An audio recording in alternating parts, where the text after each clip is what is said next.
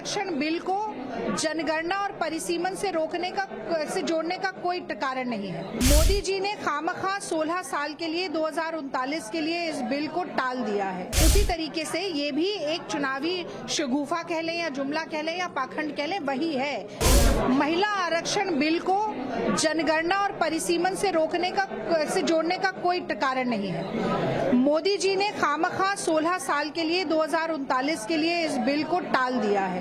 Congress party का सीधे सीधे ये कहना है कि आप महिला आरक्षण का फायदा 2024 से दीजिए। जब कांग्रेस ने बिना शर्तों के समर्थन दिया है तो आप दो शर्त क्यों लगा रहे हैं? अगर इस बिल को 16 साल के लिए टाला जाना था तो विशेष सत्र बुलाने की क्या जरूरत थी? ये आनन फानन में आप क्यों बिल लेकर लाए? वो सिर्फ इसीलिए किया जा रहा है कि चुनावी हार सुरसा के समान मुंह बाए सामने खड़ी है और इसीलिए डूबते हुए मोदी सरकार को महिला आरक्षण का सहारा चाहिए। लेकिन महिलाएं भी ये बात अच्छे से समझ चुकी हैं कि जैसे उज्ज्वला योजना का झुंझुना पकड़ाया था और एक साल के भीतर 40% महिलाएं फिर चूल्हा फूकने पर आ गईं, उसी तरीके से ये भी एक चुनावी शगुफा कह लें या जुमला कह लें या पाखंड कह लें, वही है कि चुनाव में 2024 में किसी तरीके से जो पैरों के नीचे से सियासी जमीन खींच रही है वो बच जाए।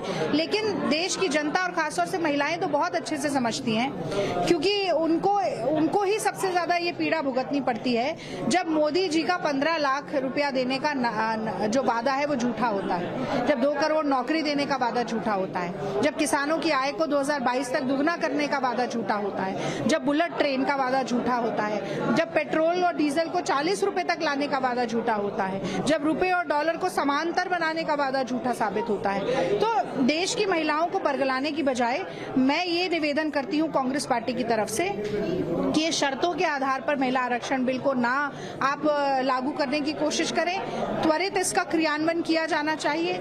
इसके साथ साथ जो महिलाएं दोहरी मार झेल रही हैं, जो ओबीसी वर्ग की महिलाएं हैं, उनको भी आरक्षण मिलना चाहिए, कोटा विदिन कोटा होना चाहिए और जनगणना जो होने वाली है वो कास्ट बेस्ड होनी चाहिए, क्योंकि देश में नीति निर्धारण तभी सही हो सकता है जब हमें पता हो कि कितने दलित, कितने आदिवासी, कितने ओबीसी, कौन सी महिलाएं दलित हैं, कौन सी महिलाएं ओबीसी हैं, संख्या क्या है। ये सारी बातें अगर पारदर्शिता के साथ जनता के बीच में आएंगी तभी मुझे लगता है नीति निर्धारण सही होगा।